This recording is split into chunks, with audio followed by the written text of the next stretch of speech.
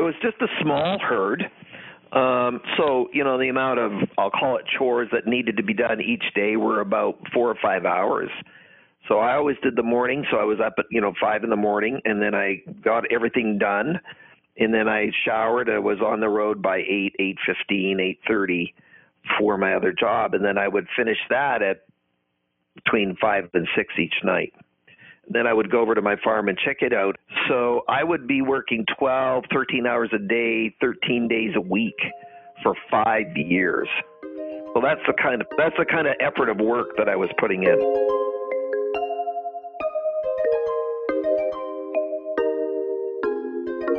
Welcome to another episode of Bite Size Biographies, the podcast of life stories.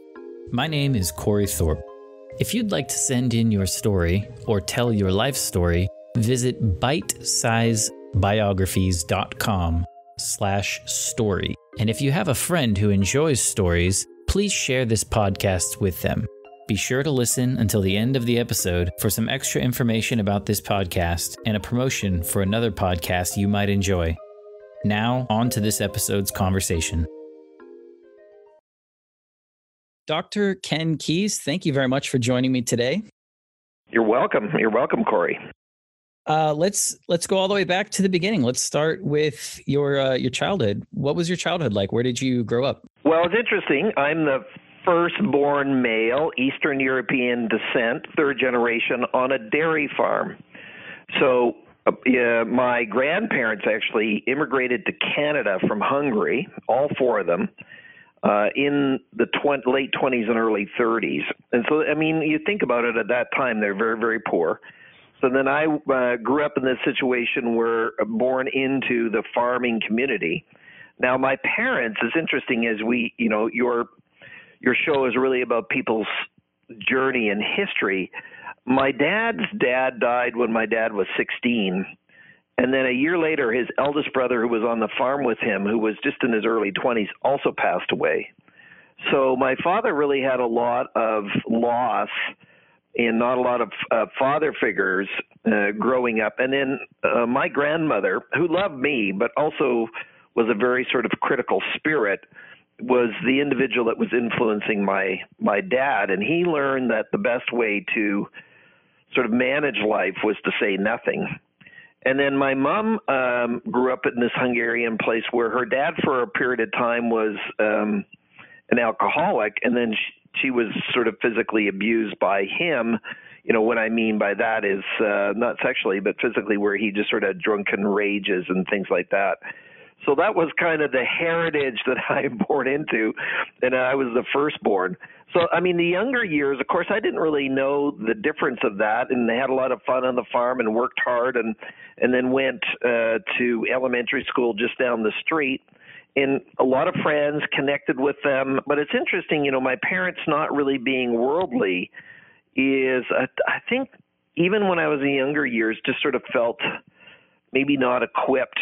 And we never really had, even when I was maybe grade 5, 6, 7, didn't have deep conversations with my parents about, what was going on, what was happening.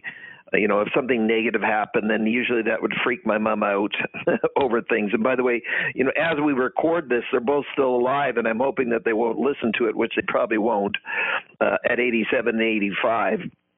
Because I want to be respectful to them, but I also know that they did the best they could with what they had. And I do believe that really did affect me. So after elementary school, so at that time that went to grade 7, I went into local high school. So, growing up in a farming community, pretty tight, played baseball, soccer, good friends for the most part. But got into high school, and all of a sudden, even though our town was small, 20,000 people, and this is grade 8, I was kind of picked on, bullied, because really, again, this worldly part, or my parents sort of educating or having a conversation with me, they didn't really equip me to have these kind of conversations. So I had friends in, early high school or getting out of a younger age, but it was a bit of tension at that time, and people bullying me, especially in sort of grade 8, 9, 10.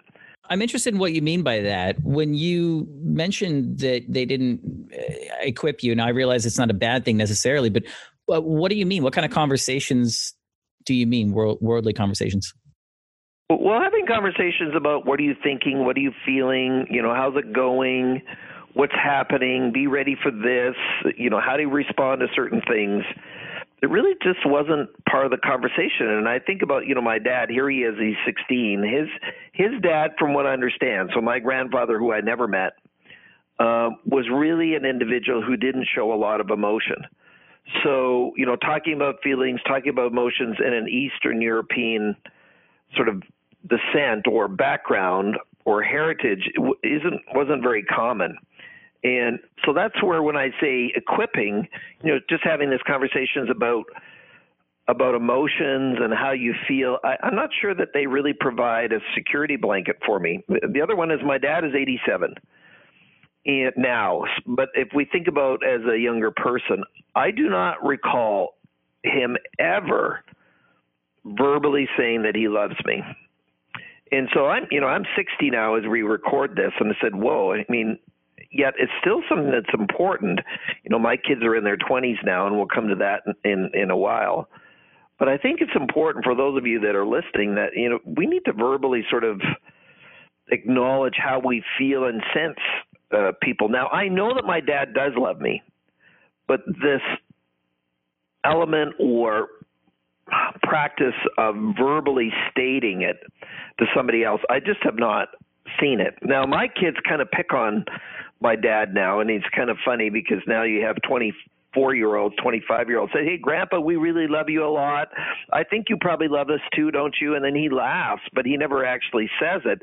And they know that. And, so grandkids can get away with stuff that you can't as parents. And also when I was younger, being the firstborn, very strict, conservative values. And I know that when I was starting to get a little bit older, let's say, 9, 10, 11, I have 2 younger brothers and a younger sister. I said, man, it seemed to be unfair here because they're getting away with a lot of stuff that I never did. And so there was a sort of strict conversation.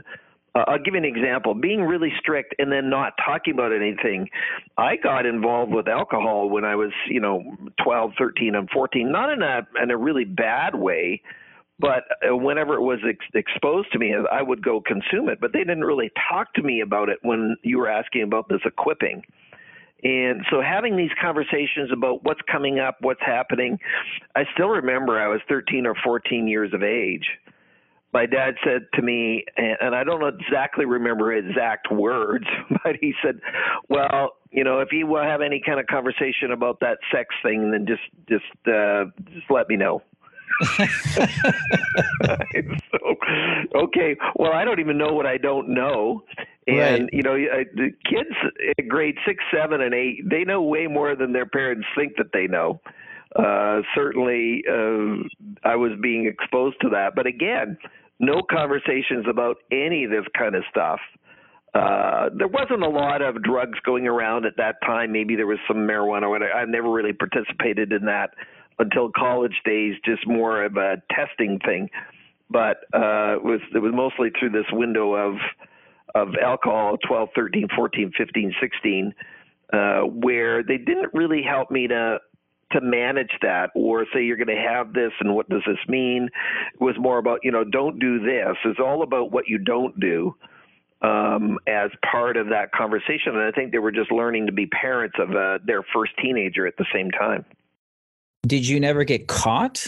Did they never find any alcohol, or did you never come home kind of lethargic? Or yeah, for sure. For sure. I never actually had any interest in smoking. I mean, there was no appeal to have an ashtray for a mouth or a breath. So that just in college, Colt cigars or something like that. And yeah, I suppose I got caught at different times. But then what were they going to do about it per se? So this is back to where you're trying to manage people's decisions rather than dictate their decisions. And I think that's sort of the difference that I was growing up with. And of course, my my younger brother, who is, 5 years younger than me, I mean, he was getting away with all kinds of crap that I don't remember ever even having near permission of that. I still remember my dad was trying to give me the strap when I was 13 years of age. And I said, no, I think we're done now. So what does give you the strap mean? That's exactly spanking. Spanking at 13. I think that's you're probably past the window. So right. You just got up and said, I don't want that. Basically, that's what I did. And how many siblings did you have? Or do you have? 2 brothers. They're younger. And then my sister's the youngest, who's 9 years younger than I am. So we're basically about 2 years apart for each of us, or 3. And so, growing up with them, we get along mostly, but man, in our teenage years, as we transition to that, we had some amazing fights, just physical altercations where we beat the heck out of each other. And again, I think part of the reason that we had it, we didn't really have a family that talked about issues and processed it. So, and I do remember this, and this is unfortunate. My mom was insecure or just kind of frustrated with my dad. So my mom would argue with my dad or yell at my dad pretty well every day that I could think of, sort of in my formative years, from probably 8 to 16 or 8 to 17. And so my mom would yell at my dad, and then my dad would, the more that he got yelled at, the less he would say, and the more that my mom would yell. So we learned very quickly that if you wanted to survive in that environment, you shut up and said nothing. And so this idea of having a conversation about feelings or building relationships deep, that was just not there. Now, most of the stuff that my mom was talking about was, I don't want to call it frivolous, but what it was really over the top stuff that had nothing to do with anything. But what happened was because my dad was not communicating to my mom, that frustration built up in her. And so then her verbalness and her anger increased instead of decreased. So, I teach now, empathy and communication skills, which you think is kind of, boy, that's ironic. And oddly enough, though, even now at 60, having positive communications with my siblings and my parents is extremely difficult and rarely achieved, even though I teach this and have taught this to thousands and thousands of people around the planet. It comes back to where that you have this history, but you also have to have willing participants on the other side. But I think, it was a bit of a survival method, and mom was never heard. So that's where that frustration came out. And then you were participant of this environment as a kid. So I suspect it really was traumatizing. And because my parents were not affirmative, if I ever shared a concern with my mom, then she would just kind of freak out on the worry side, right? Rather than trying to process with me and her being the adult, she was an adult child of an alcoholic who was still acting like an adult child of an alcoholic rather than kind of being grounded and centered and being my anchor. She would then kind of get all worried about me. So I learned not to share anything with them, because sharing anything with them was always going to be more negative drama. And that was very, very unfortunate. Again, I knew that they loved me and they did things for me. And I think it was, when I got into my 30s, not that I'm skipping over my teenage years, one of the things I started to really observe is that my dad would do anything for me. He just verbally couldn't say it. So, hey, Dad, could I borrow your pickup? Or, Dad, could I borrow some of your chainsaw that you have there for something I have a project I need to do? Or could I do this? No problem. Always yes. Like it was almost never a no. Or could you come over and pick up this garbage from my house or something with your truck? Oh, yeah, no problem. And so he would always do that. But he would never say, I'm really proud of what you're doing, or I appreciate who you are, or I love you, son. And so, for those people that are listening to these stories, those things are so important. And I know it's an old joke, and it's really, really corny. But when people who are talking about personal relationships. I told you that I loved you when I married you, and if anything changes, I'll let you know. That's been around forever. But the reality is that it's very true for many individuals. Now, my mom, I think she just wanted to be affirmed as well, and both of them just were dysfunctional in their communications. And having immigrant parents, maybe not a lot of English as they were getting into the workforce, I think some of those contributed to it as well. They certainly worked very, very hard. One of the things that I do appreciate as a heritage is that my parents actually worked for 14 years without a single day off. Because a dairy farm is 24/7. I mean, every day the cattle have to be milked morning and night. And in some instances around the world now, it's 3 times a day. Work ethic was part of it. And so I certainly learned that component. However, I also learned that really, I'll call it a poor mindset around money, because it was, what do you think? Money grows on trees. And there was always this sort of lack or scarcity mentality. Now, they grew up, in the Depression. So, an orange is what my mom got for her Christmas presents for many, many years. That's all they could afford. Getting something else beyond that was unheard of, because there just wasn't any dollars. When my grandfather, my mom's dad, came to this country, to Canada, he actually, I can't remember the exact time, but I think he actually was here for 3.5 or 4 years before he had enough money to send for his wife. So imagine coming to a country you don't speak the language, and now you're having to earn enough money so that you can send for your wife. And of course, back then it was only letters, to be able to immigrate and set a homestead up in this foreign country on your own. And just think about the persistence, fortitude, and resilience that would take to be able to do it. Yeah, that's amazing.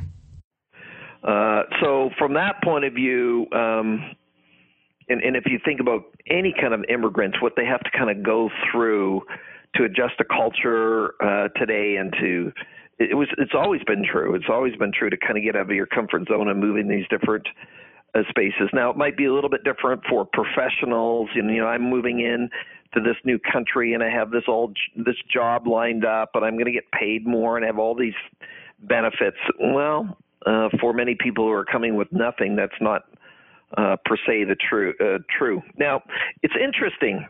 When I was growing up, one of the groups that I belonged to was 4-H.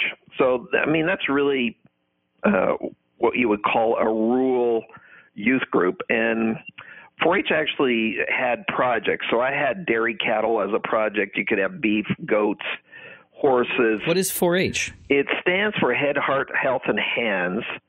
And it's a North American, well, it's actually global, more than that, because you would call it maybe Young Farmers in the UK, but 4-H exists in U.S. and Canada. And so the young people from the age 9 to 19, or in some states or provinces it's 21, would have this structured sort of young person event. So when we say projects, I would have a dairy calf that I would have for that year, and then I would prep it. I would show it, just like people take dogs to show dogs to be ranked. Is this the top show dog in this event? We do that for dairy cattle, or you do it for beef cattle, or you do it for goats or sheep. And so we would call that project. So interesting. In high school, my self-worth was actually pretty low. And, as I get into my 16s, 17s, it was like for sure low, to the point of just having a lot of insecurity over asking girls out and dating and all this kind of stuff. And that goes back to really not having a father figure at home that was affirmative or affirming, I guess, in any way. However, 4-H was my wheelhouse, meaning I grew up on the farm. I knew the farm. I was familiar with it. I was with kids of like minds. And, as I moved through that, I was a local winner of awards, winning trophies for the year end for, the best member, if you want to call it that. And then even as I got into being 18 and 19, I was one of only 5 people in the entire country of Canada selected for a European trip as this individual who was going to go to Europe, but everything paid for because of my performance. Yet at the same time, struggled and just didn't really have a large friend group in high school. And so one of the things, I teach this now, but for those people that are listening, what this links into the concept of what we call situational self-worth, meaning my self-worth or my self-esteem was being highly influenced by the environment that I was in. And so my self-worth or self-esteem, I wasn't a different person, but what I thought about myself and how I felt about myself was completely different. So I felt confident in the 4-H program, in that space with those people. And there was nobody that was going to teach me differently. In high school, on the other hand, that was the opposite, where I was tentative. And even though I'm an outgoing individual now, I very much had these days of, do I even want to go to school because people are picking or bullying me, or, you're the farm kid that's coming to town, even though there's only 20,000 people in this little city. They thought differently than I did. And so, it is very important, and it really sort of reveals how people think and feel about themselves and what that environment does to people in terms of how they might respond and how they might engage it. And then even when I went to agricultural college, so really agricultural college was continuing education, but it was still sort of the schooling side. I still had a pretty low self-worth level until year number 2. Excuse me. And I actually had some friends, girlfriends, but they were friends, and they just pulled me aside and said, Ken, you don't have to try so hard. And so when you don't get affirmed at home, where there isn't this sort of acknowledgement, then a lot of times people who act out, we know that that bullies themselves, usually their esteem is low because that's the way that they get that need met. But a lot of times people that act out, or maybe they're jerks or they're just inappropriate, are craving attention because they're not necessarily secure in themselves. So I really went through that growth point in the first year of college, and then the second year, because it was a 2-year diploma, by the second year I started to kind of find my own pace, feel a little bit better about myself. I had moved away from home and was in another state or province taking school. So I kind of had to grow up. But boy, I was, you talk about alcohol. You think about all these binge drinking that they have at university or college now. I was one of those for the first year for sure, because I'd never been taught self-management or self-control, and parents never really talked about it. In the drinking age, I was only 18 in the province or state I was in. So I was consuming way too much alcohol with all this freedom, no parents around, nobody to report to. And so, I do believe that all of us have to learn to do it on our own, and we can't be on puppet strings by our parents. But the fact that we never really had adult conversations about it, they didn't really, as I said earlier, didn't really prep me for that situation. You mentioned alcohol when you were younger as well. What was it, just fun, or did it do something special, or were you just it was fun, it made you feel good, and no one told you you didn't have to? Well, actually, it didn't make me feel good, because lots of times I would drink and just be having a hangover and throwing up. But I think what it was is that most of the alcohol that I had was through the 4-H program, because there were elder members that were there who actually could get alcohol. And they were my sources. It's funny how creative kids, even 13, 14, can be about, can I get you some money so you can get me a case of beer, and how, you have people that are providing it. So I was never like a alcoholic per se. It was more kind of an event, or you're around these other people. So that was the cool thing to do. And then in college, because it was so accessible and easy, and that's what students would do, off we went, right? So that was, a growing point for me. And then later on, I went out. I'd come back from college, and there was a sort of a young farmers event, which was sort of more of a social thing. I had alcohol poisoning from an event going out with them. So I actually had to stop doctor's orders. I had to stop drinking for a couple of years, and I was quite okay by that. So I was never addicted to drinking. I was just more of an event or social drinker, but sometimes it would be binge drinking, which was, not the best for your health. So I don't want, listeners to say, okay, Ken was drinking all the time. No, a lot of times I might not have anything for a month, but then we go to this event and away we go. And it was more of this social acceptance. And then, of course, my courage would go up with a few drinks. But then if I drank too much, then my inappropriateness would increase. And you're just being a jerk, right? Yeah. You know how that happens with individuals as well, right? Right. So how did you find school? I mean, you mentioned high school was a little rough. Maybe you got picked on a bit. But were you good at school? Did you enjoy, learning, or was it just kind of part of the program? Well, the word that depends. I tell the story in, one of my books now, and of course, being a host of a podcast, I've told the story many times on it, is that my grade 9 English teacher said that I would never amount to anything because I couldn't read or write very well.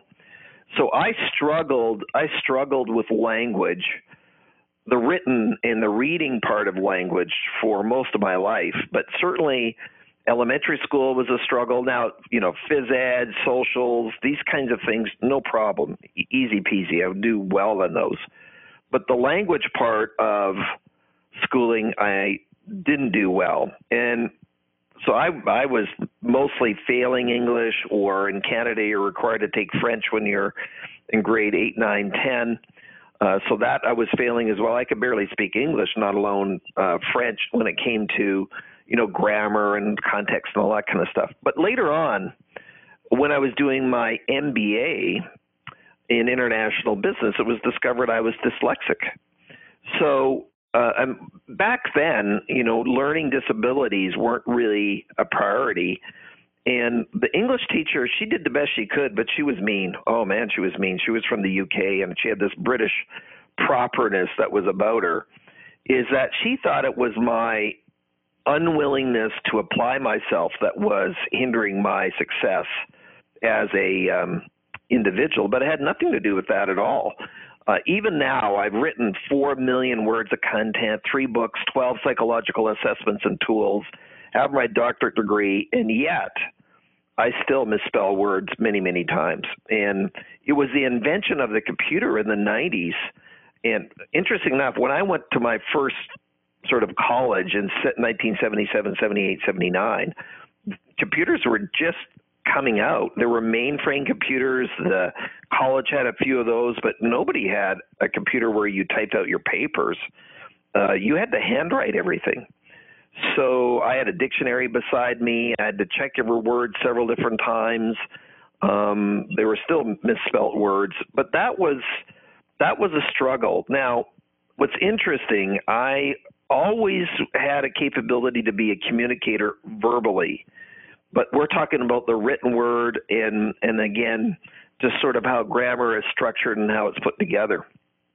So the dynamic was, after I came back from college, interesting enough, I was asked to be the MC of many of the, I'll call it community events, because I was quick on my feet. I would think, I would keep.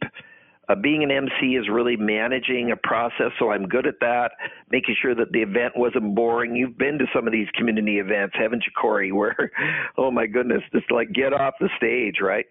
So even at 18, 19, 20, 21, 22, I was already being put into leadership positions because of my sort of vision and inspiration in communication skills.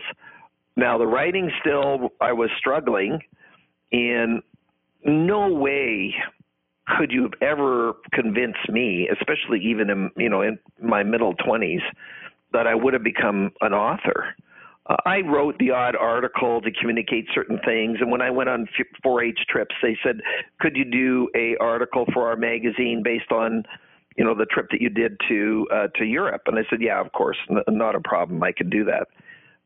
But I wasn't really ever thinking I was going to be, quote unquote, a journalist, writing tools and those elements. So then, after college, I came home. So how old was I? 19-ish, I guess, maybe 20, to work with my dad.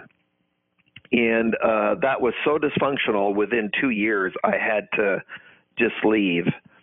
So part of his management style, and this is, again, the best that he was doing, is it was sort of like all or nothing, because Dad didn't really know how to have a conversation that was two-way. And it's funny, I never saw my dad angry, but I always saw him stubborn. And what I mean by that is that very secretive, discussing what's going on with the farm, what we're going to do, how we're going to do things. Ken, that's none of your business. You're working here. And then we decided we were going to expand the farm, and he says, "Well, fine, you decide what we're going to do on this build here." And then he didn't collaborate with me. So to a certain extent, he went to both ends of it. And rather than having a conversation about how we might do some things. So after 2 years, I just finally left. Now, I didn't want to. And, of course, they made me feel guilty leaving because they had expanded the farm and grown it because I had come back from college to be with them.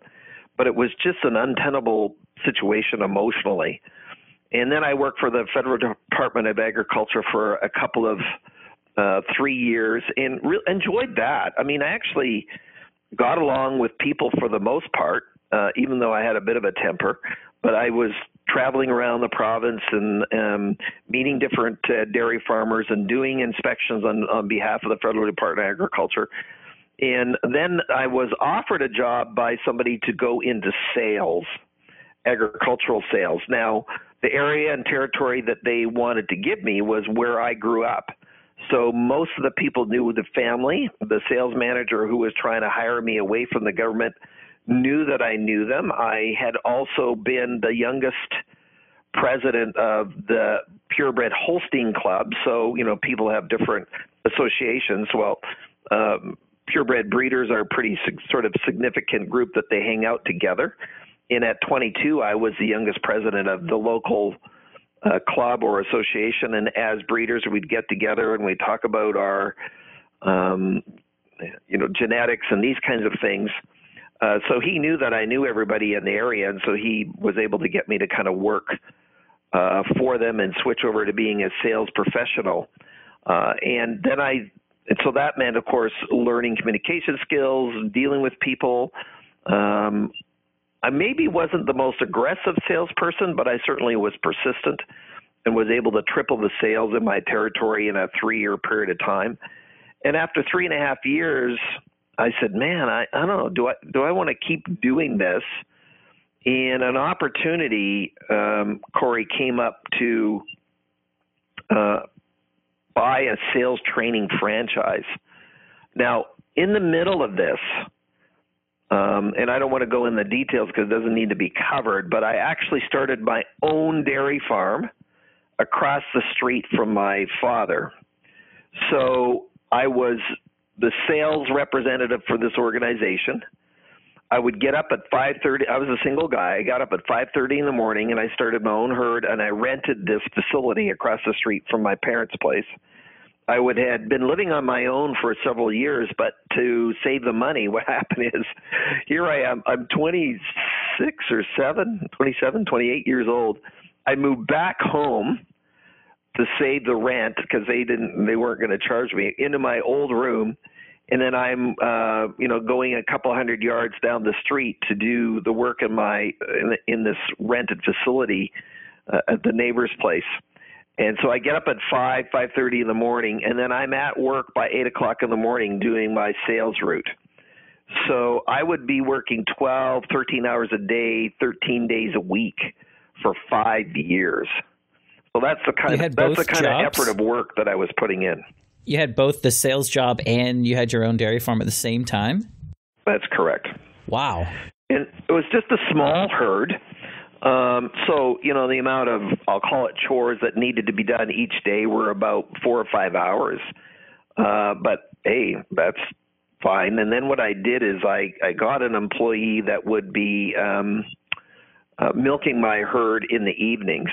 So I always did the morning. So I was up at 5 in the morning, and then I got everything done, and then I showered. I was on the road by 8:15, 8:30 for my other job, and then I would finish that at between 5 and 6 each night.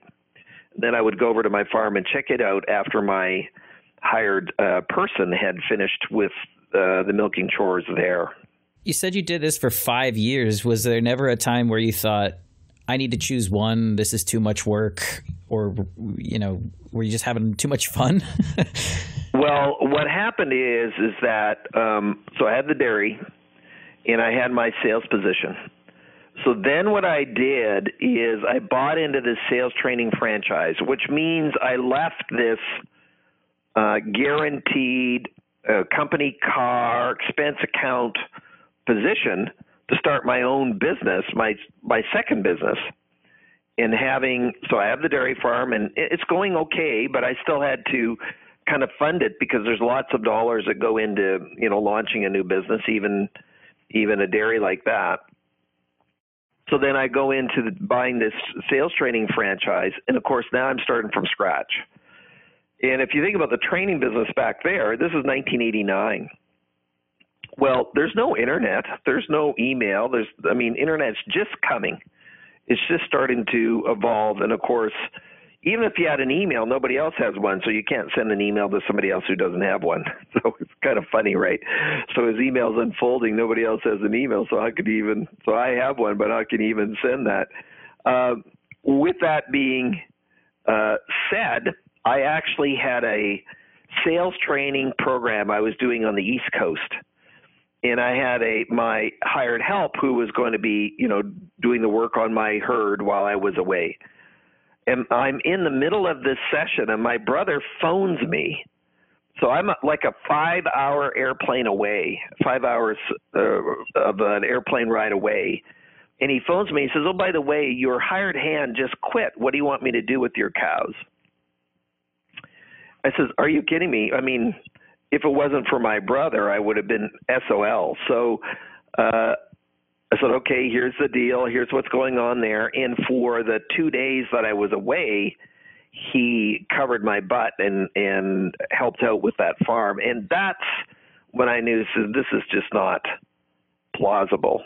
It's too much. It's too much. Yeah. So I proceeded to divest myself, and I became a silent partner. I sold most of my cattle to my brother. There's a quota system in Canada, and so I had that leased out to a couple of different individuals over a period of about 10 years while I was building my sales training business, which was one of the hardest things I've ever had to do. I'm doing sales training, and I come out of a sales training position where I'm one of the top performers. But the sales that I was doing before in the agricultural community is I knew everybody. I knew every single potential customer because I was selling feed to dairy farms. Well, dairy farms aren't, exactly physically where they are. I know where my territory is. I knew exactly where every possible customer was. Now I'm selling sales training. I don't know where any customer is. So who do I call? Where do I start? And oddly enough, the franchise really struggled helping its franchisees kind of get a handle on the marketing side of things.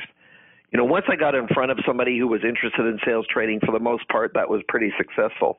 But even finding a candidate or a prospect was extremely difficult. So it was a very tough haul for the first 2 or 3 years of that business, of just trying to grow it, have people aware that you're in that space.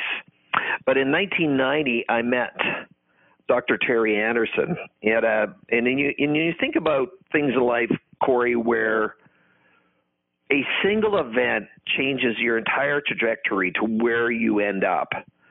So I had the sales training franchise. The franchise or itself was going through some of its growing pains because it was newer. And it was a friend of mine who had launched it, but he had hired a president who really had some questionable skills and ended up bankrupting the franchise. So I lost all my franchise money. That was a little bit later on. But in 1990, ran into Dr. Terry Anderson at a single event at the Chamber. I didn't know who he was, never met him before, never heard about him, nothing.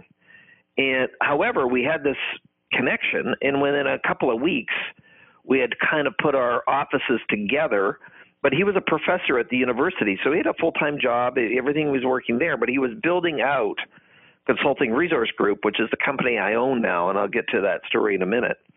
So 1990, joined him, and now he's mentoring me. Now I'm doing my stuff in his stuff. And then 2 years later, I joined the National Speakers Association. And I was at a conference, and I met a lady. And so I had met her, and she was – so we connected, and we stayed, connected with, phone calls back and forth. Again, remember, this is before emails. I know everybody listening to this is there a life before social media and emails? Is there? And it's because it is, and when I think about it, it's so much different. But anyways, in 1992, this individual gives me a call, says, Ken, Chrysler is doing the largest training initiative in the history of North America. They're looking for quality trainers in your area. Would you like to apply? I said, well, for sure it is. Here's the contact person. So I don't know how they met them, but however, they referred me and then was selected as one of the team leaders for this area as a result of that back in 1992. So I've been working with Terry and the Consulting Resource Group. Really, our business was producing psychological tools and assessments.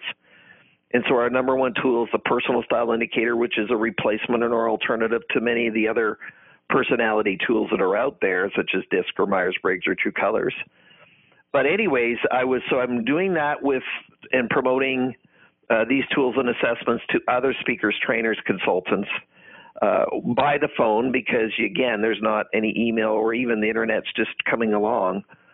So I start this training with Chrysler in 1992, and now all of a sudden I get some momentum and work with them for the better part. I think it was about a 10-week contract. And what it was is I don't remember the exact number, but I think it was close to 200,000, maybe 180,000 people in 16 weeks that were trained in both U.S. and Canada for Chrysler. And the reason they were doing this customer service thing was to improve the customer service. As Lee Iacocca was leaving Chrysler, they had rebranded all the models, coming out with these brand new cars, and they wanted the service in the dealerships to be at a level that we didn't tick off the customers and have them all running from these auto dealerships. And so I was blessed with that. Well, a few months later, in 1993, the agency that was responsible for the contract phoned 5 or 6 of us back and said, we'd like you to continue this work ongoing. So I was one of these 6 people selected. And then a year later, they just said, you know what, Ken, you're an instructional designer. Everybody else here is a car guy, except for this other person. And so what we're going to do is we're going to give you the sole source contract to do all the training for Chrysler Canada, except for French, if you partner with Gord to create a company. And I said, well, of course. So we began this ride of pretty well doing 95% of my work for them, developing over 40 training programs for them, including the train-the-trainer, on-site consulting, coaching, leadership, strategic planning, customer service, communication skills, sales programs. The highest rated program in the history of the company we produced called Why Don't You Sell the Way That I Buy? So I left Consulting Resource Group as the VP of Marketing, which was with Dr. Anderson, to then pursue full-time serving Chrysler in all the work. And then we eventually grew our company to 12 contract trainers plus an assistant and myself and my partner. So there's like 14 of us running around, and it was a great experience. So I was using some of the CRG assessments because I was an associate in some of the programs. We were developing these programs. We found out what worked. But one of the things that happened, Corey, is, I got married in 1992. So my wife and I, Brenda and I, were both 32 when we got married, so we're a little bit older. And then I started to go and do these projects with Chrysler, but it required me to be on the road. So I'm just trying to remember the number, but it was around 250 to 300 days a year. I was on the road for 7 years. So let's say it's 1,500 days I was away out of an 8-year period of time. So that's not around much. In fact, 1 year I had 150 airplane flights or legs or segments in one single year. Wow. So one of the reasons that this happened is I think it was 1995, 1996, we were asked to develop a whole new curriculum for Chrysler. But again, this is before email, Corey. So I was asked to commute from the West Coast to Windsor, Detroit every week for a year. So I left Sunday night, I got back Friday night, slept on Saturday, left again on Sunday. And I did that for almost every week for a year. So that was really straining in our relationships. And then we had our kids came along in 95 and 96. And so I have two kids that were just 15 months apart. But I want to clarify something. I wonder if you could walk me through something really quick. Now, I don't want to go back and talk it out extensively, but how did you go from the expense account and selling agriculture products to dairy farms, transitioning to sales of training, and then transitioning to working for CRG and actually developing this? Like, how did you get interested? What interested you in dropping what you know and selling the training? Well, good point. I left a whole, I'll call it event that happened in my life out of the sequence of the story. I always knew, even when I was younger, when I was 16 years of age in 4-H, I was at a national conference in Toronto, and I was asked to do the sort of thank you speech as a 16-year-old delegate to all 500 people in the room, including bank executives of, billion-dollar kind of organizations. And I absolutely loved it. And again, this is where the emceeing and the communication was happening. So I knew in my life that I always wanted to communicate and encourage and inspire other people. And one morning what happened was, and this is this combination of, being away with doing training and then, my brother calling me. But I got up one morning with my dairy farm, and this was a separate event. And I asked myself this question, and I think everybody listening can do this as well. I asked myself this question: would it be okay if 20 years from now I'd still be waking up at 5 a.m. milking these cows? And it was unequivocally no. Even though my whole life I'd sort of trained for this, meaning I had the background, I had the family, I had the knowledge. And a lot of us are put in that situation, Corey. And I mean, look at you. You're creating this podcast, this new sort of venture for you, or newer, let's put it that way, because you have some kind of passion to make sure that people's stories get out there, really generated through this story time with your grandfather. So all of us have sort of these tipping points. So I always knew that I was supposed to communicate and really and I had this sort of ambition underneath, even in my 20s, about being a speaker. But I hadn't really formalized it. Yes, I belonged to Toastmasters in the mid-'80s, and that was more about learning how to be a speaker, but it wasn't really somebody that was paid to be a speaker. So that's where it progressed, that I needed something to transition me from this sales position to doing training and speaking for a living. And that's when in 1989, this opportunity to buy into this sales training franchise came. And it the only reason I really paid attention to it is that my friend of mine started the franchise.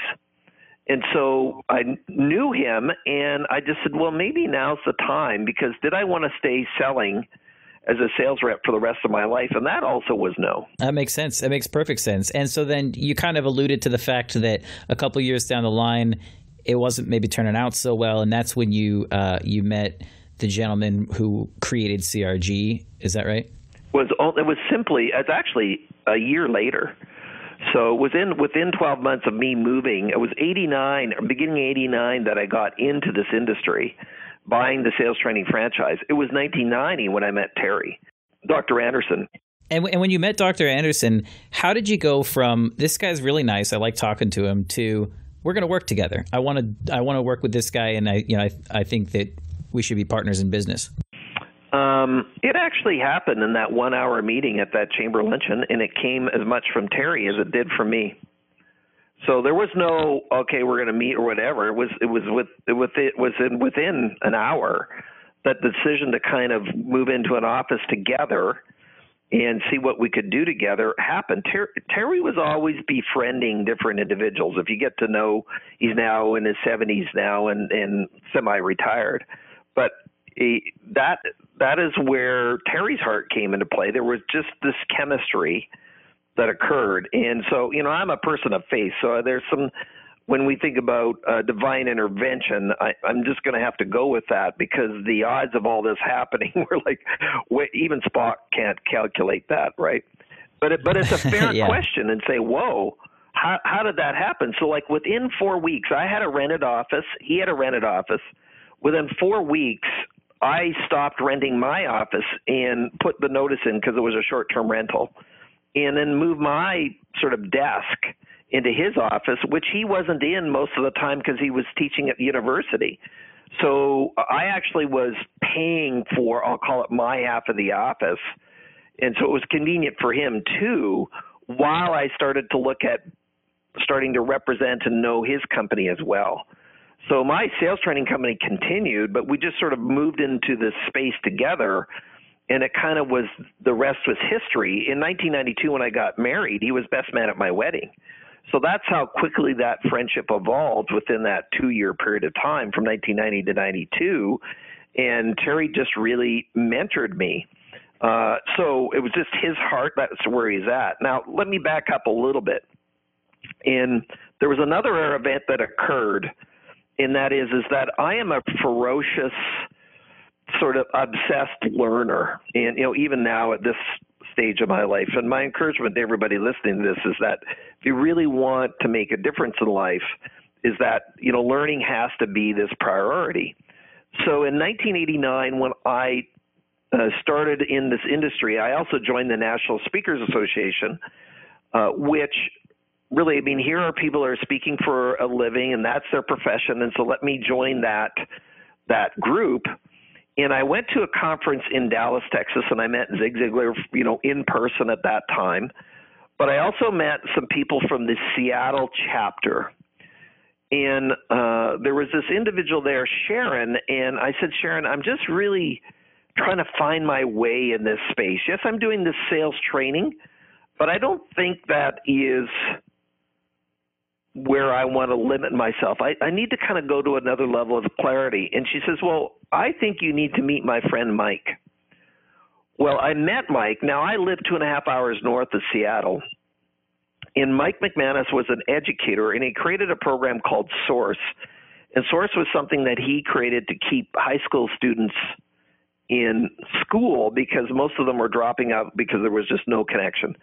Education really hasn't improved much, but even so, he was just trying to get them to have this internal reason about to stay. But what he quickly found out is that adults needed life direction as much or more so than high school students. So what happened was I got to meet Mike, and then this is way before people were into coaching, but I hired Mike as an individual or as a coach to help me get clear in life and follow his process, which was at that time called Source. And all it was is that, well, not all it was, is there was a lot of work involved where I was going to do the work to get clear about what did I want to do for the rest of my life. Meaning I knew I was supposed to speak, but who was I supposed to speak to and about what topics? And after 6 months of sort of refining, writing 67, 80 pages of journaling, to get clear, and, now I've written a book called The Quest for Purpose, where I've really expanded Mike's work. Mike's now passed away a long time ago, as he was already, I think, in his 60s when I was meeting with him. That my purpose in life is to help others to live, lead, and work on purpose. And so that was in that 1989, 1990 time frame that I was starting to get clear about that, and that I would say that the majority of the efforts and works that I've done, this is my 31st year in this sort of profession or career, is led towards that.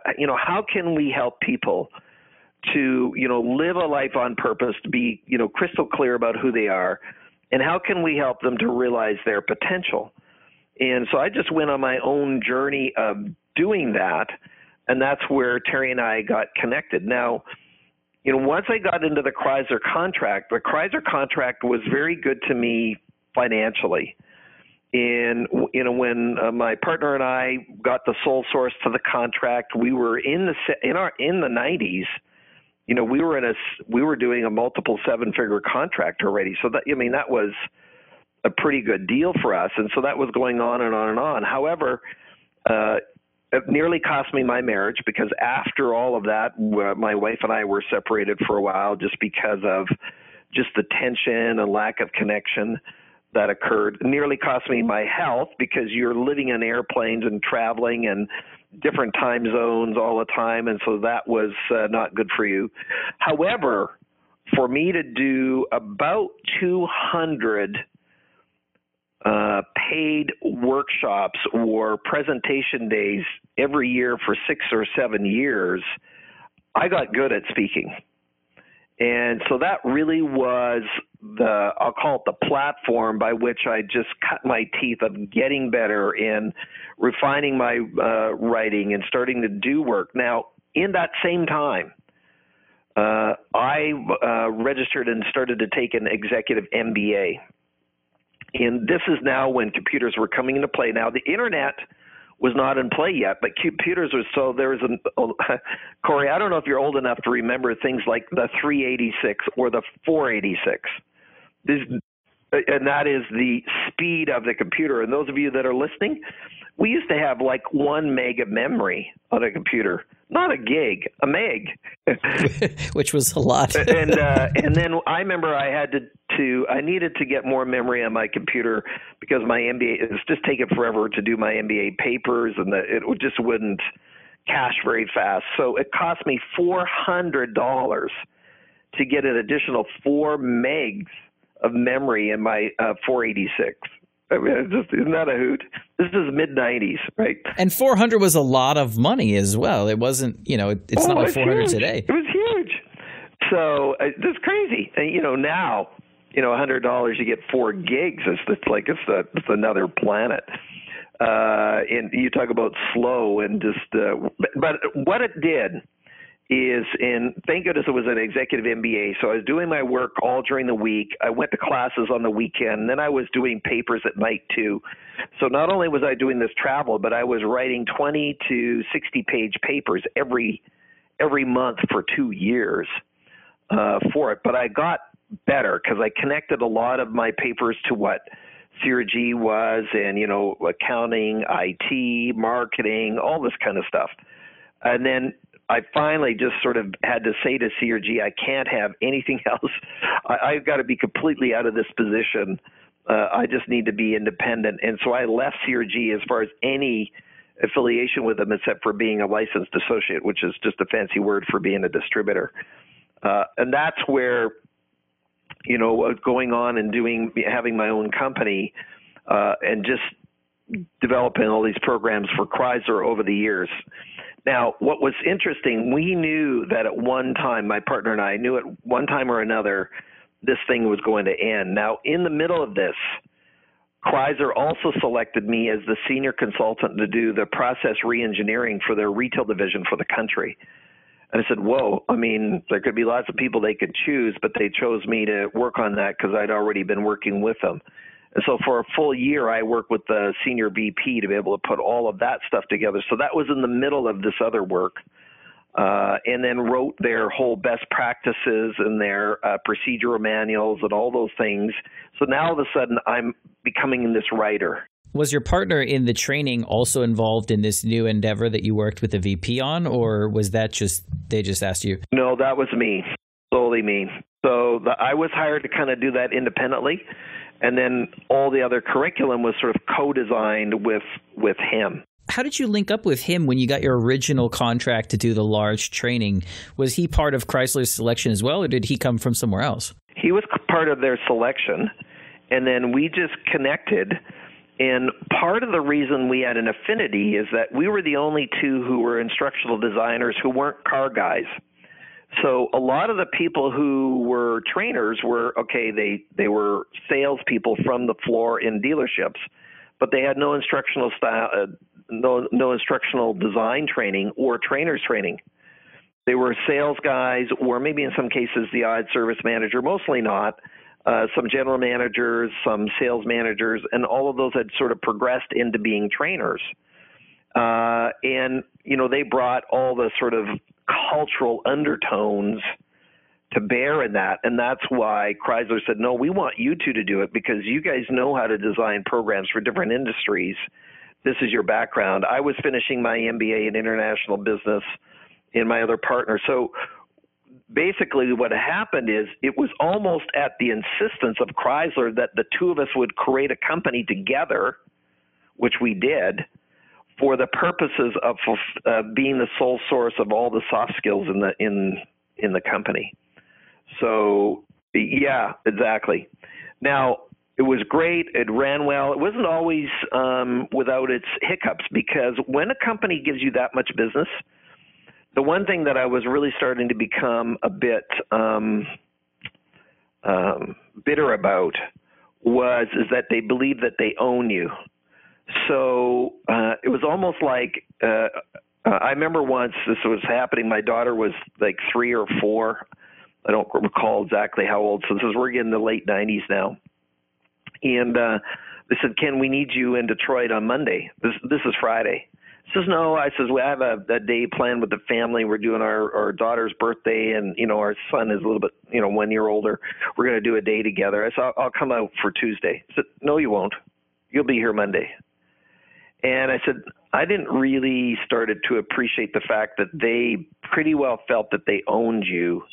And I felt disrespected in that. And that was sort of the beginning of the end of how I was feeling about this disrespect. Now, we rode the horse as long as we could, but then a slight incident occurred called 9/11. So here we are, September 11th, 2001, and 1 week later, they phoned us and said, listen, all work with you is canceled, and there's no notice being given. It is effective immediately. So we went from $100,000 or $200,000 worth of business a month to zero with one phone call. And was that directly tied to September 11th? Yes, 100%. Because of new security protocols or something? What it was is that because everybody was backing off and they just saw, I think it was all emotional decision, is, a lot of people were canceling. First of all, for the first month, it was just chaos. The airports were shut down for nearly a week. So there wasn't going to be any travel. So that was going to be suspended. But I think they really believed that there was going to be this economic downturn disaster attached to us. Well, there was a certain amount of truth to that. And they just were not going to continue this. And that was it. Everything was canceled. And because we didn't live near where the decision makers were, we never re-engaged a year or two later when they probably started back up. It just was lost. And how did that work? Did they have to pay you, or did they have to compensate you, or was it just they were just able to say, that's it, we're done as of today? Yeah, except for outstanding invoices, nothing. And so when you think about it, Corey, how are you going to sue $1 billion company. Yeah, you're probably not going to win that one. It's not going to happen. So, there was, our contract was pay as you go anyways. And so they just said, we're not doing any more work. So even some of the things that we'd sort of planned that we were going to be doing, effective immediately, all work was canceled. So now, in hindsight, that is really what led me to owning Consulting Resource Group today. And so in my mind, I said, okay, I need to reinvent myself. So, when you think about a traumatic event, it was a traumatic event. To go from $100,000 a month to zero, even though we had done very well, it does affect everything for you. So it was good to me. It had cost me. So, when you think about your story in life, I had a great cash flow, but no lifestyle. Now I had lifestyle, but no cash flow. so crap, I need to kind of balance this out. But I changed in my mind from a speaker who wrote to, it wasn't effective immediately. I says, I'm going to shift to being an author who speaks. I wonder if you could take me back to that day. They call you and they say, we're done. What are you thinking? I know you told me that eventually it leads to you reading, owning CRG, and it leads to this shift in your mental paradigm of yourself. But on that day, how do you put together a plan to move forward from, you probably had all these processes in your mind of things you guys are putting together and things you were working on actively, and then it's all pulled. What do you do? What is your thought? Well, we had some cash reserves, and we were doing dealership work, but it was through this corporate account. So my partner and I, who owned this separate company, it wasn't CRG, it was called Results, we said, well, no, we're just going to go into the market independently. And, we're going to do these training programs direct to dealers and try to kind of track it. We did that for about a year. And unfortunately, we just put good money after bad. Is that getting traction in the marketplace just independently, just straight out of versus the corporate driver of it we're just not that successful in it. We hadn't been in that space that way. And of course, after 9/11, some of the dealers were tentative too.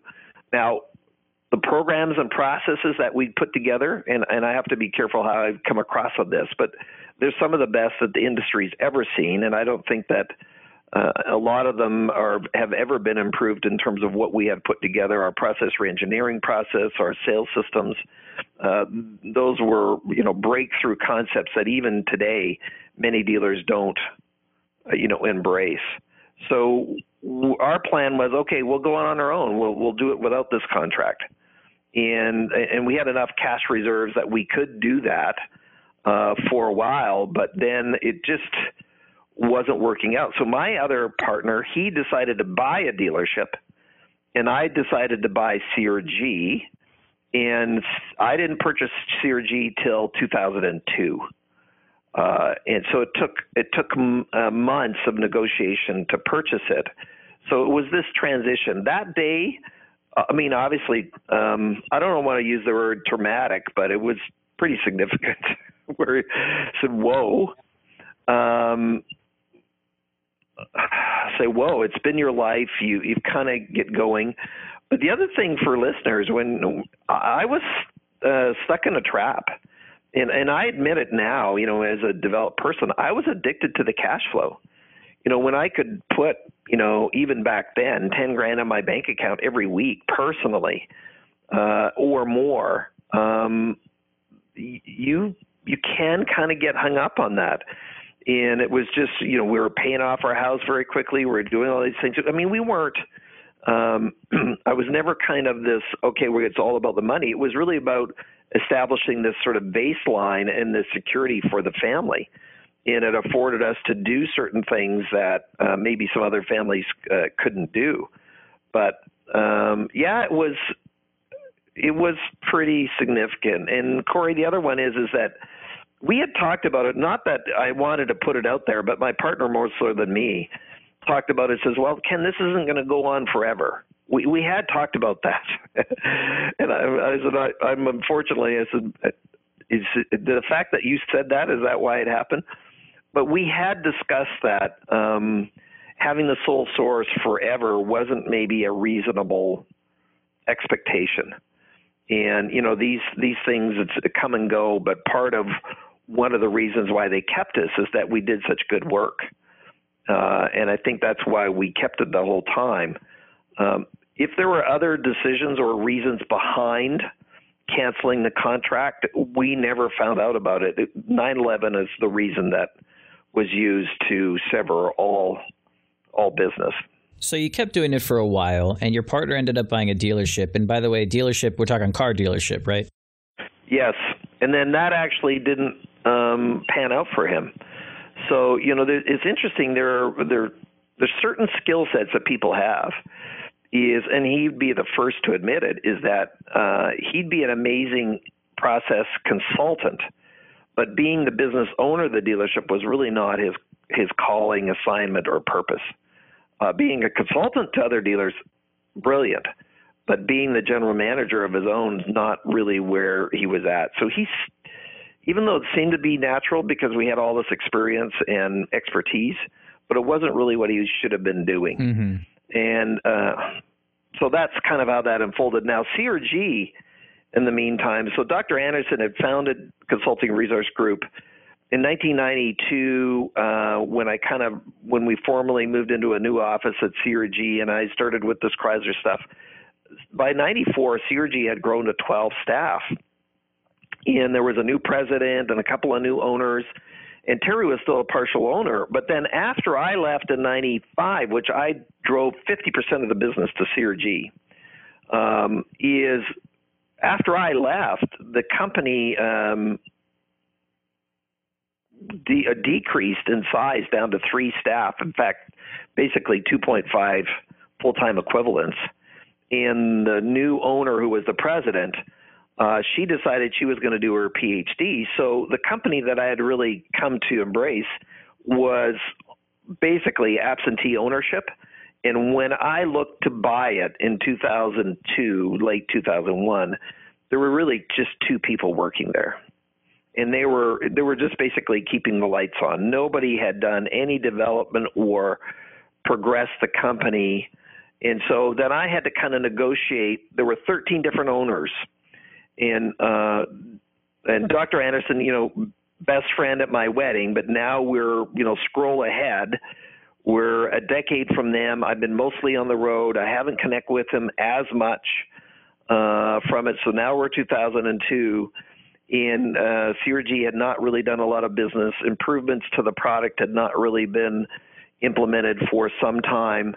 And so now I'm negotiating for several months with the different owners to be able to buy it. And that came into play in 2002. But there were some pretty touchy moments when we went through this negotiation to get it. Now, what was interesting is I had this automotive consulting firm, which I was starting to wind down, but I had one assistant working with me. That assistant actually happened to be the assistant at CRG that I was working with in 92. And she had left the company to be a CRG distributor and consultant. And then her contract ended nearly the same time that 9/11 came in. So both of us were working together in a small office I had at home to serve the auto industry. But then the opportunity to buy CRG came up. And the 2 people who knew as much about CRG and the psychological assessments and tools as the owners were myself and Eleanor, who was already working for me. So the odds of that, again, Corey, are pretty small. So I took over and bought. You mentioned divine intervention before, and here we see it again. You see it again. So now Eleanor is actually still hanging out at CRG and has been around the tools in the company for 35 years, and I think internally for, is it 31? Yeah, I think so. So that's a long time to be hanging out with the tools and resources. So I bought the company in 2002, and then what I did is I spent 10 years, not 10 months, but 10 years rewriting all the content at the company, all the psychological tools and assessments. None of the tools were online at that time. And so then we built platforms, we developed all the programs, I revised all the psychological tools and assessments. And that was the majority of the 2000s, right? Where from 2002 to about 2012, and then porting it online, I had completely underestimated the cost of creating online versions of the tools. Everybody says it's simple and it's easy. There's no cost to it. Baloney. It's been millions of dollars to create the online version. Now we're on our third version of it. The platform, which is now mobile friendly, and all the things that weren't even, I mean, think about it. Even when we started our first platform, people weren't on their smartphones completing tools, and having responsive design and mobile friendly solutions wasn't even in the cards at that time, and code was a whole different ball game at that. So I spent this 10 years developing, and so then my writing started to improve more. Then I wrote my first book. In 2000, what year was that? I think that was 2009 or 10. And then I've written two more books since that time. I had another book in between there, which was more of a workbook. And then, of course, all the content of the assessments, which has been refined, written, fine-tuned, written now 800 articles that have been published in magazines all around the planet. And that's where I laughed, where I said in the beginning, no way you would have convinced me that I would have been an author. Just like not even plausible. So now we're approaching, 18, 19 years of owning the company and getting it in a position. And it's taken a long, long time of just working through all the content. There's no end to what's possible. As far as how our content can serve people, or new programs to develop, or new assessments to go put together. There's no end to that. But sooner or later, I want to maybe pass it off, the operations, to somebody else to do a little bit more full time than what I'm doing right now. So you started out on the farm, and then you went to college with yes. an eye toward agriculture, right? And you got your MBA, and you did some sales, and then you did some sales training, which I think all that is easy enough to understand. Once you started working with Chrysler, and then once you started working after that with CRG, and you bought it and you started redeveloping all these programs, what are these programs that you made for Chrysler and for CRG? What do they do? What are they? Well, all of them, I would say there's the odd exception, but almost all of them have to do with developing the people side of your business. So, communication skills. We were training service advisors about how to actually even interact at the counter with customers and how to do the processes. I didn't think I was going to be in process reengineering, which is, everybody talks about your standard operating procedures, right? SOPs is what they call them. When I was contracted in the 90s to do this process reengineering, I'd finished my MBA, but I was writing my thesis. But I had to stop writing my thesis because I was writing this entire best practices manual and doing all the research and everything for Chrysler to do that. So I was writing that paper instead, which ended up with all of that content.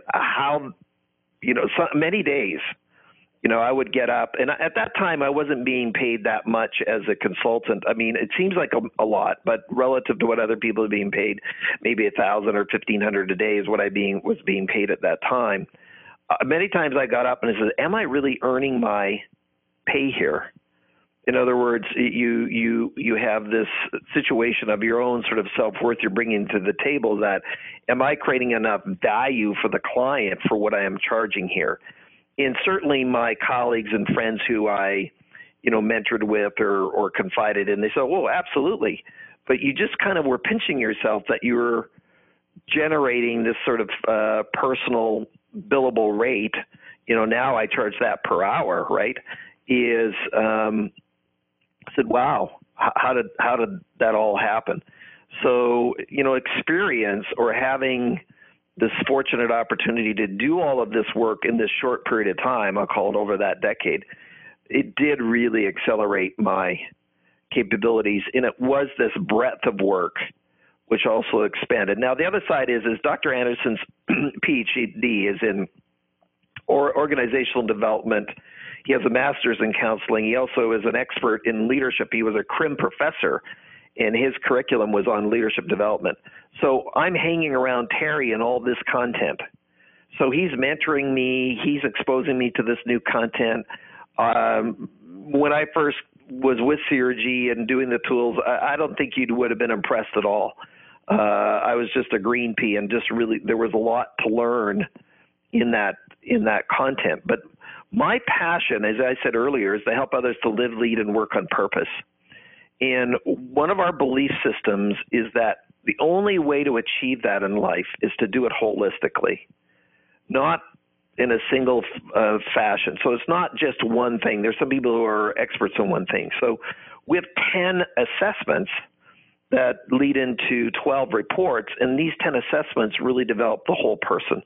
So if it's personality, that's one. Another one is a values assessment to understand your internal values.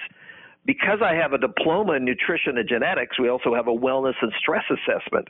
So we talk about those components and how well-being, we have a strong feeling, Corey, that a lot of the mental health issues is not mental health issues at all. They link to two different things. One is your wellness from a nutritional point of view. I don't know if you know or not, but as you increase your processed foods in your diet, your depression and your depression increases and your length of life decreases. And that's 14 points for every 10% of processed foods.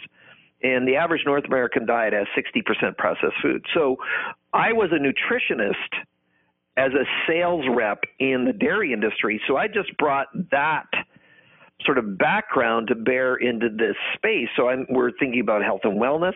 Then we have a self-worth assessment. Well, hey, listen, my self-worth sucked. I was even, quite frankly, I never shared this earlier, but in my early 20s, like 19, 20, it was like mildly suicidal as well. So that came into play. So this is where this journey is. I've just had this obsession to learn. And then in 2014, did my doctorate degree, and my PhD is in leadership and management. So, and my MBA is in international management. So that, I mean, those two kind of continue. So again, more learning, more development. And what was neat is the university I did my PhD with is that they would give credits for previous published work. So I already had a published book. I had all these psychological tools that I had published. And so they were willing to give me a portion of my degree as a credit of already done work. With many other universities don't do that. And that is the change. That's where, nowadays with the online world, this podcast even, I mean, podcasting has just got this crazy uptake where there's over 750,000 podcasts and, nearly going to be 1 million podcasts soon out there in the marketplace. But go back 10 years ago, there was a handful. Software, technology, my smartphone, be able to download it, all the things that I can do now that I wouldn't be able to do before. I said, holy smoke. I mean, you talk about what's possible with technology or, YouTube and Zoom and video podcasts. Even that 5 years ago was kind of awkward.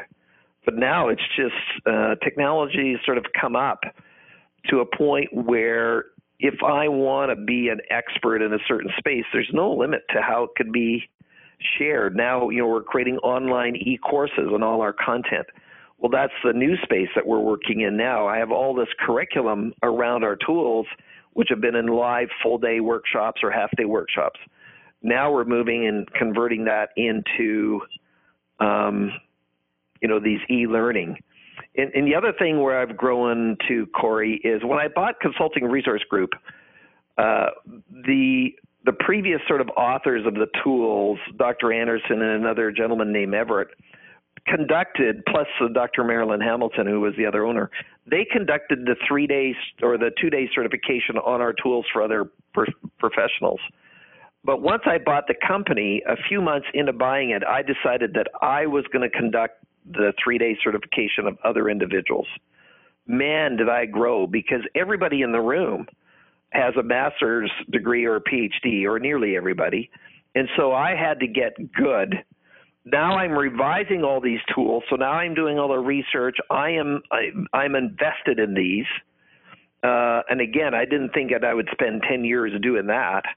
And so now it's just the fabric of who I am. And I've now conducted the 3-day certification, which is a 30-hour program. So we go over 10 hours each day for 17 years. So I'm pretty good at this. I would hope so. I've conducted 3,000 full-day workshops in my lifetime. And so it's just been this expansion. I do have my wheelhouse, Corey, so I don't do any training programs on marketing. I have no interest in, VC stuff or Bitcoin or any of those things. All our work is around the people side of the business. And there's 2 or 3 words we use now, is that our expertise now is helping people to establish and discover or to create self-awareness. And everybody talks about emotional intelligence, everybody talks about mindfulness, and that's really our space, is that our assessments are development focused. So I'm not trying to do something to you, Corey. I'm trying to do something with you. So this whole idea where we started this whole podcast about my parents not necessarily equipping me, is that is my whole passion in life, is that I want you to know yourself so well that you never question any decision that you make going forward, and you have clarity. So when Brendan Bouchard came out with his book, Habits of High Performers, the number one habit of high performers is clarity. And that is our business, is that we help people with clarity to know myself and to know others. So we joke in one of our programs around our values assessment, what would it be like to make the right decision every time? And I believe that that's nearly possible if I know what my core values are. And then my latest book is The Quest for Purpose, which really takes, at that time when I was writing it in 2016, 2017, is that it was my life's work of getting to know myself, right from Mike McManus, the coaching way back in 1989, all these tools, all these resources, to be able to create a roadmap for people to get clear about who they are. Because the last research is that only 10% of the people listening to the show, or sort of generally out there, know that they know that they know. In other words, they're living on purpose. But the second part is that not only is self-awareness important, but self-mastery. And so, we teach leadership, and we have a leadership skills framework, and I give Terry credit for, his 40 years of research for me to inherit that and own that now, is that if I'm self-aware that I'm a jerk, Corey, and I continue to be a jerk, that's self-awareness, but that's not self-mastery. So self-mastery is, how can I be in control of self, aware of self, to then adjust my behavior, strategies, concepts, approaches to be a more effective person, both internally, externally, with other individuals, right from, significant other relationships, parenting, to being a leader, being on a team, and just being. And so that is now our calling.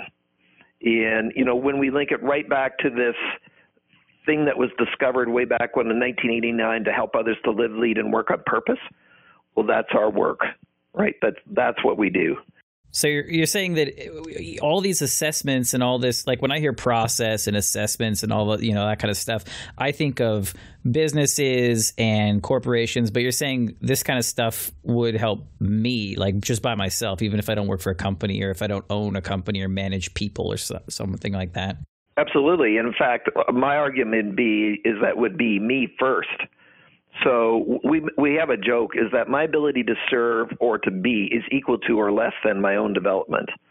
And every organization is made up of people to some degree. And we don't have data or the artificial intelligence completely independent yet. So it's made up of people. It's made up of people with different skill sets, different competencies, different abilities. And so what we're doing with individuals is we're really helping you to improve your consciousness. So, I'm in a couple of weeks, and probably before this is even released, we're conducting another certification. And what I say to people, most people come to learn about our assessments and how I could do this assessment on somebody. But here's what really happens is that they're in the assessments, they take them themselves in that it's transformational for them. And it's through that transformation and knowledge of self that then they are more effective in using those tools with other people. So, I mean, there's many, quote unquote, psychological tests that are trying to predict, Corey, about how you might act in a certain environment. For the most part, that's not our tools. There's a couple of tools that are what I would say are business only, which is like we have a job fit tool, which is around, businesses would use for hiring and said, is Ken compatible with this position? And then there's the leadership skills or the leadership skills 360, which then obviously I need a group of people to get feedback, but that could even apply to me in a volunteer position that I'm going on. But if you know your personal style and what that means and how you act and what your preferences are, and we believe in playing to your strengths and that developing your weaknesses is highly overrated, then I need to know what those are. What would it mean if I know my internal, what we call motivational values, and that if my life doesn't represent those core values, then I will never feel fulfilled, or certainly won't feel fulfilled at the level that I could be. And so everybody talks about engagement and sort of sustainability. Well, all of our tools contribute to that. And then even if you think about wellness, so 50% of the global workforce is stressed. And our stress indicator health planner is measuring your stress. It's our longest tool. It's got 120 questions. I now measure stress in 5 different areas. It's self-reported. So if you lie about your stress level, then you're just lying to yourself. I'm not trying to trick you.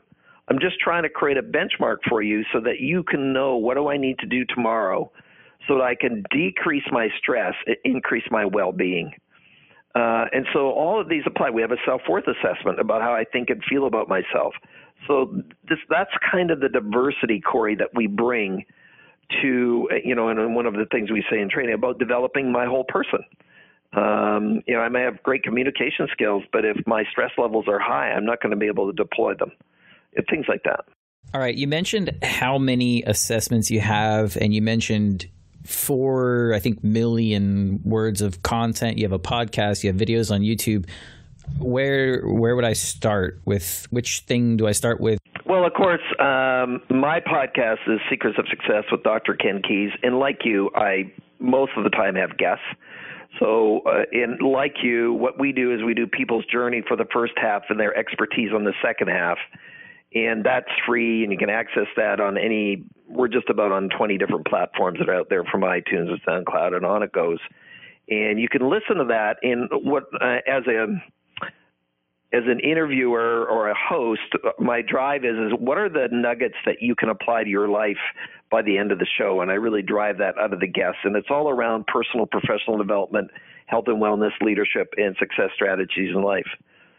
If we think about what we offer to people, then for sure the top 2 assessments that people always get value from is our personal style indicator, which is, our personality assessment, as other people call it, and our values preference indicator. When you have the responses from those 2, you are it becomes foundational or baseline to all parts of your life, everything. And it'll be something that you'll be able to use for the rest of your life. And those would be the 2 assessments that I would start. And now for us, if you're walking and breathing and 15 years of age, have a read level about grade 8, grade 9, then you can engage our tools. And that's where we start. We use this with high school students. Use them. We have universities around the world using them with their students, organizations, or just individuals, or coaches use them to coach other people. But those would be the 2 that I would drive them. Now, the website for the tools is crgleader.com. And that they can go there and then learn about the personal style indicator or the values preference indicator. Now, one other thing that I said, I have a free gift. Is that okay to mention that now, Corey? Okay, so the other side, the other work is that the number one person you need to work on is yourself. And if you have confusion, if you have a lack of clarity, then there's only one person that can work on that, and that's yourself. So my speaker site is kenkeis.com. So, but my name is spelled this way, KenKeis.com. And what we've done is we have a special gift linked, Corey, to your podcast. So it's kenkeis.com/bio, B-I-O, because we're doing this biography with you today. And, thank you for having me on your show to just kind of yatter here for an hour and a half. Yeah, I appreciate your time. You're welcome. And what you're going to do is when you go to kenkeis.com/bio, I am going to give every listener that's on the show here, and we'll get it to you so you can put it in the show notes there, Corey, is a full PDF or ebook of my latest book, The Quest for Purpose. And so assessments, in spite of us being an assessment company, there are many other things that people need to do to get clear in life and to discover what your purpose is. And so in that book, I create a roadmap of not only, referencing the 4 assessments that I think are important, but giving you a series of questions, but also having chapters in the book of the mindset you need and the character traits that we believe are foundational for you to be successful in life. And so we talk about optimism and learned optimism in Dr. Martin Sigelman's work. We talk about the characteristic traits that if you're really, if you know what you want to be in life, but you lack integrity, then you're not going to have as much success as you think you want to. I mean, we need to be able to trust you. And then I have these series of really self-reflective journaling questions, which is the work I did in 1989 with an expanded view of only you can know you about life leaves clues, Corey, about what you like doing, what you enjoy doing, but most people don't pay attention to it. And so when I ask people a question, what do you want to do with your life, it's usually too big of a question. But if we can break that down into little bites, what are the things you like doing and who do you like doing it with? And so I really give you a framework to start paying attention to the puzzle pieces of your life that should fit into your frame. And so as you start getting clarity in these puzzle pieces, which I have it all laid out, if you just follow it, it'll unfold for you. Then they come together to make what we call your keyword framework.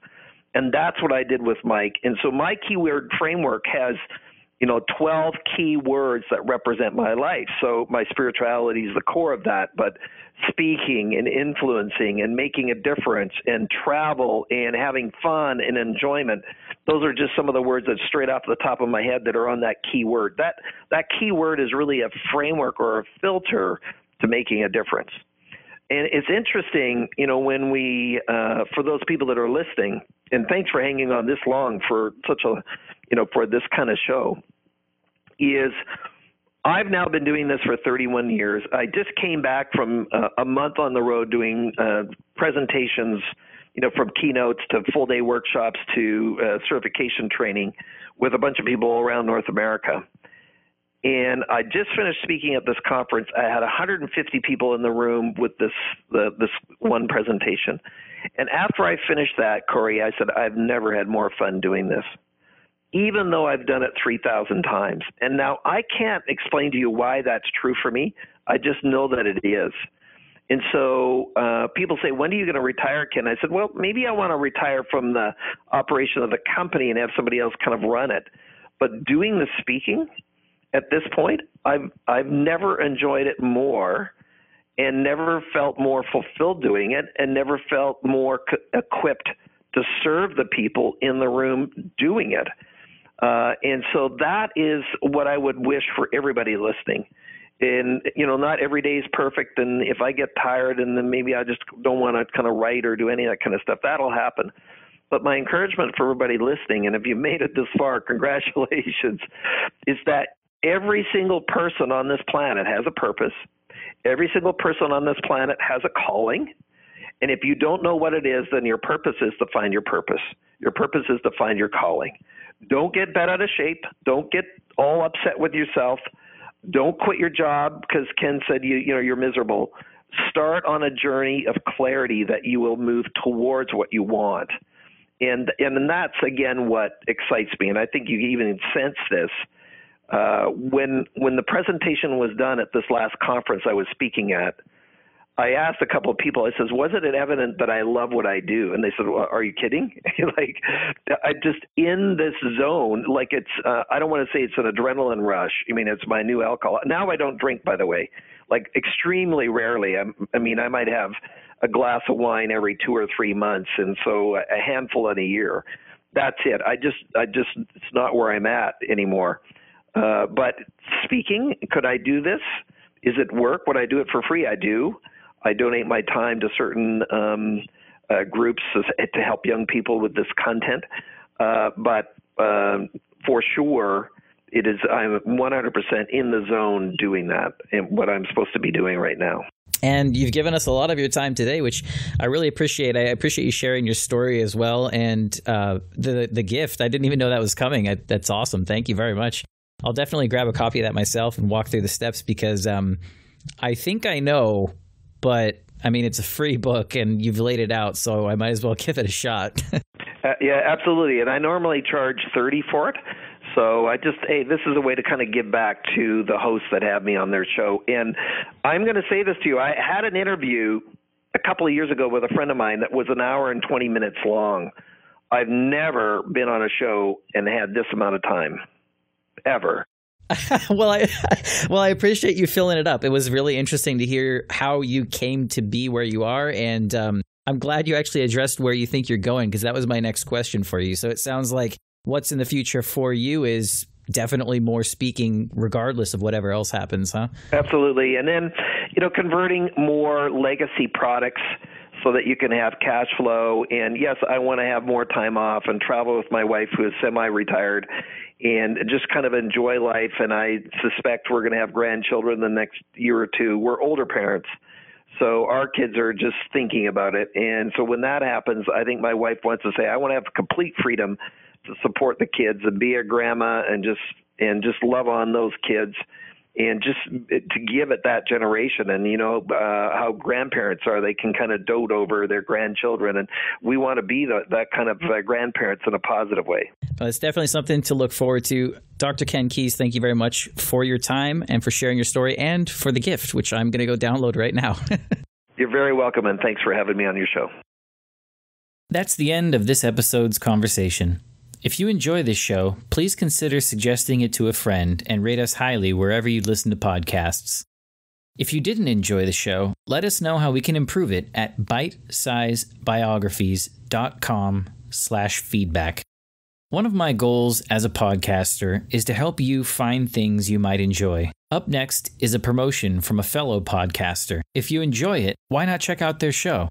Please note, this is not a paid promotion. It's just an attempt at helping you find a podcast you might enjoy and helping fellow podcasters connect with audiences that enjoy their work.